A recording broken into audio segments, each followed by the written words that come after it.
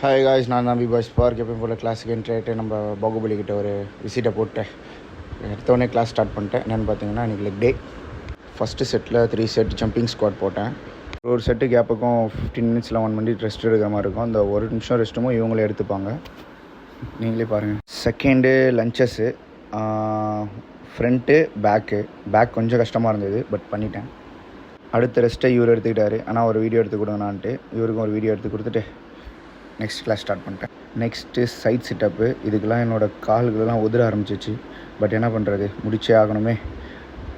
அடுத்த set start பண்ணுறதுக்குள்ளே turn பண்ணால் நம்ம அவெஞ்சர்ஸ் என்ட்ரி. நெக்ஸ்ட்டு செட்டு பார்த்திங்கன்னா நம்ம ஸ்க்ராபாக ஸ்க்ராலான்னு தெரில, பட் பச்சோந்தி மாதிரி நடக்கிறதுனால இது பச்சோந்தி வாக்கு தான் நினைக்கிறேன். பட் உங்களுக்கு தெரிஞ்சால் சொல்லுங்கள். இது ஒரு 3 செட்டு. அப்புறம் தம்பி கிளாஸ் வச்சுருந்தான், அதை வாங்கி நம்ம போட்டு ஒரு 2-3 போஸை கொடுத்துட்டு அடுத்த கிளாஸை ஸ்டார்ட் பண்ண ஆரம்பிச்சிட்டோம். இதுலேயே ரொம்ப கஷ்டமான லெக் ஒர்க் அவுட்னா இதுதான். செம்ம கஷ்டமாக இருந்தது, பட் ஒரு 8 கவுண்ட் போட முடிஞ்சுது, பட் சப்போர்ட்டோட தான்.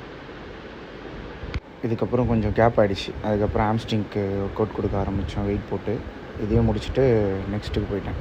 ஒர்க் அவுட் கேப்பில் ஒரு 2 நிமிஷம் பேசலான்னு பார்த்தா அது ஒரு கேமரா கேப்சராக போட்டான். சரி இருந்துட்டு நேற்று உள்ளே போட்டேன். இந்த எல்லோ கலர் ட்ரெஸ்ஸோட பேரை ஒரு 4 ரெஜிஸ்டர் பண்ணுறேன். நல்ல பேர்ப்பா வந்து. நிச்சயமாக இந்த ஒர்க் அவுட் நேம் மட்டும் தெரியல, பட் செம்ம கஷ்டமாக இருந்தது.